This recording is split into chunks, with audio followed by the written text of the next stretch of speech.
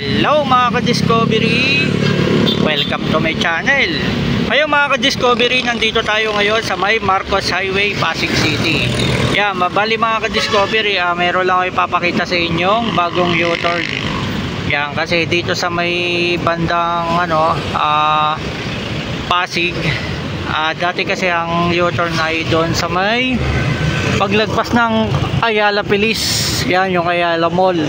Ngayon nilipat nila dito sa may tapat ng Petron, dito sa may De La Paz. Yung pinaka U-turn kasi siguro dahil magpapasko at bagong taon, nilipat nila rito. Kaya sa mga dadaan dito going to Quezon City, Marikina, bago magpilis, baybayin nyo na yung bandang kaliwa kasi nilipat na nila yung U-turn para hindi na kayo mag U-turn doon sa may malayo. Yan, bago magpilis, tapat ng Petron, ayan na yung bagong U-turn natin. Ayan, ito yung papuntang Antipolo. Yan, yung sa mga papuntang Quezon City.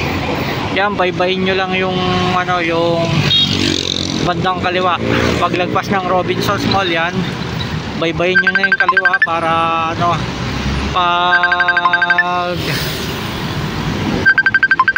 pagdating nyo rito sa may U-turn dito sa may De La Paz, yan, maka U-turn na kayo. Iyan mga ka-discovery, hanggang dito na lang ang ating balitang update dito sa may Marcos Highway, Pasig City. Hanggang dito na lang, hanggang sa muli. Thank you for watching.